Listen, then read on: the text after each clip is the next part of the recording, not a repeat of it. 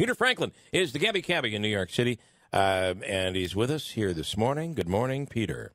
Good morning, live from the beautiful streets of New York. How much, it's a given that in New York City leans extremely to the Democrats. So one would say that it would be a given that in New York, Democrats would be leading the way. Do you guys still get inundated with political commercials? Like here, every other commercial that plays on TV is a political spot. Not really, because I figure they must figure that they got a lock on it, so why waste the money? In other words, there's no point in advertising Democrats, for instance, in New York City because it's a lock. Yeah, I mean, it's, the only thing that counts here usually is the primary, certainly not the election. Because I can't imagine Molinaro saying, all right, we're going to put all our money into New York. We're going to beat Cuomo in New York. It would never happen. And why put the money there? It's amazing. I wish they'd throw some of the money to you and me. I mean, it would be nice, I don't understand something. Even like that girl from the television that ran, did she seriously believe she was going to knock down the king? I mean, it's just absurd. I'm not sure. And a lot of these people will run, and they know they're not going to win, but I think they're running for name recognition or I don't know what they're running for, but anyway, this will all be over in a couple of weeks. Dear Lord! All right, on your, I love the story on Harvey Weinstein. One of the charges was dismissed on him, right? Yeah, because it now turns out that it was a long relationship, and she was consensual, and for whatever funky mufky they did, it wasn't as if he was raping her or anything. And that's a big topic of conversation because I got to tell you something. Weinstein, do I get his name right? Weinstein, yeah.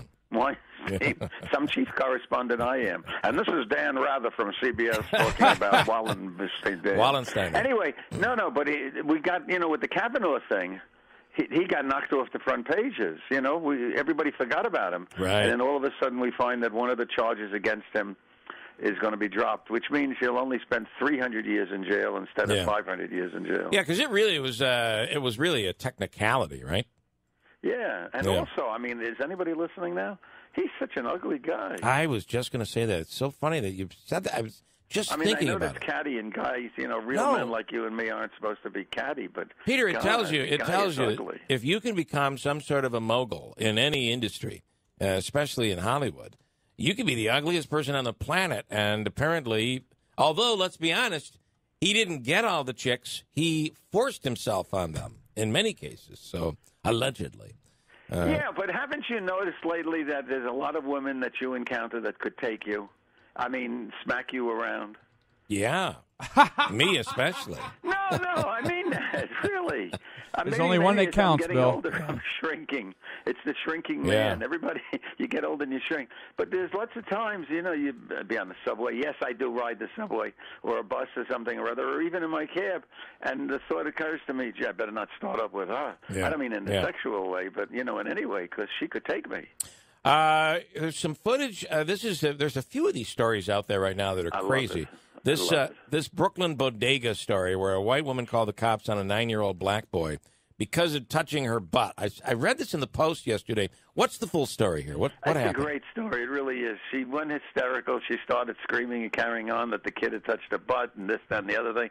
And, in this day and age where every inch of this world is covered with a surveillance camera and an iPhone and all of that, so they fished it out from the store, and they found that what happened is as a little kid, excuse me for laughing, but it's funny, the kid was walking by her and his knapsack rubbed against her. So, of course, she's apologized and everything, but she got a little hysterical. It's a great story because it's given all of the politicians the chance to, pontificate about how, the racial thing and everything. It was completely innocent, a complete mistake. Don't get crazy with it. She misunderstood. And then, of course, everybody's going to say, well, that's because she's white and he's black. Right. You would wonder if we'd ever reach a time where we could say, a woman said a 9-year-old boy, and not a white woman said a 9-year-old black boy. But I honestly believe, and I'm an honest guy, it had nothing to do with race. Really, I don't think so either. It's just the way it strikes me that it happened. And, of course, now the politicians turn it into it's a race. She did it because he was a black kid. Yeah. There are a few of those stories out there that it looks like it was done because the guy was black. But I'll get to those later. How about this is something you see a lot of in New York. Bicycle delivery workers. You're saying on any given day there's as many as 50,000 bikes on the streets of New York City. That's right. That's not a typo. Wow. But I got to tell you something, is if we got 13,000 yellow cabs, 65,000 Uber cabs, not to mention all the dopey people from Long Island and Westchester County that drive in, and now with the bike things, they're going to make it possible they can be motorized. I guess it'll be some kind, not gasoline, probably some kind of electric something or other, sort of like a little scooter something. But I got to tell you something. It's in all my years of driving on the streets of New York, and there have been a lot of years, it is brutal now. I mean, it really is. It's just overwhelming. Folks, travel advisory, don't drive into New York. I got to tell you, those bikes in the city, they fly. And if you think you're going to step out in front of one of them, be careful because they'll scream at you. Well, see, also the problem is they're supposed to go with the flow of traffic, and a lot of them don't go with the flow of traffic. Right, they go weave in and out. You step out of a cab, you step off the street, and you're looking the wrong way. Yeah. All right, good stuff, Peter. It's the best tour in New York City. Peter will take you to places you had no idea existed in New York. Go to GabbyGet.com for details. Peter, thanks so much. We'll do it again next week. Bye-bye. All right. Got a break. WIBX.